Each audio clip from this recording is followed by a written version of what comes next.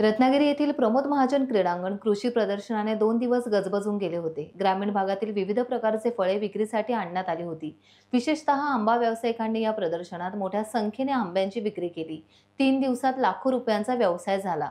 हातखंबा येथील आंबा व्यापारी यांनी रत्नागिरी टाइम्स डिजिटलकडे या संदर्भात माहिती दिली आहे। ऐकूयात ते काय म्हणाले। महाराष्ट्र राज्य कृषी पणन मंडळ याने रत्नागिरी येथे उत्तम प्रकारे प्रयत्न राबवला आहे।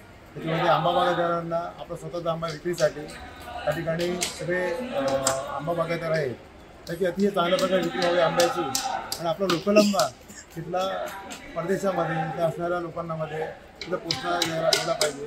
त्यासाठी सगळ्या सरकारी अधिकारी असतील, पणन मंडळाचे अधिकारी असतील, आपले शासकीय असतील कर्मचारी सर्वांनी ते मदत करून या सर्वांसाठी ते कुठलं दालन उभं करून दिलं।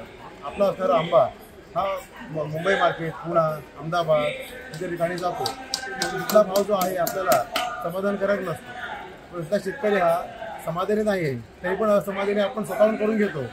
तिथे असलेले स्टॉल आहेत, तिथे आम्ही स्वतः आंब्याचे हे शेतकरी म्हणून मी एकमेव इथे आहे की मनोज नासणकर हातखंबा सर्वांना विनंती करतो, पुढचे जे कोणते यांचे स्टॉल असतील संपूर्णपणे या ठिकाणी 250 स्टॉलमध्ये आंबा बागायतदार सगळे इथून येऊन चांगल्या प्रकारे विक्री व्हायला पाहिजे। त्याचे रोजची माझी विक्री आहे की 150 ते 500 पेटी रोजची माझी विक्री होते। इथे पेटीला भाव कमीत कमी 1500 रुपये भाव मिळतो, त्याच्यावरती 2000च्या वरती।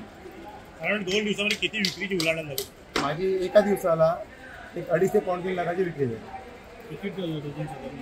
4 डझनपासून ते 8 डझनपर्यंत ती पेटीची गाडी असते। दिवसाला किती जणांकडे बॉक्स जातो? दिवसाला किती बॉक्स विक्री होती? पेटी विक्री नाही म्हणत तरी 160 ते 170 पेटी विक्री झाली माझी। म्हणजे एकंदरीत ह्या प्रदर्शनाचा काही प्रमाणातला तुम्हाला फायदा झाला व्यापाऱ्यांना? हो, अतिशय चांगला झाला।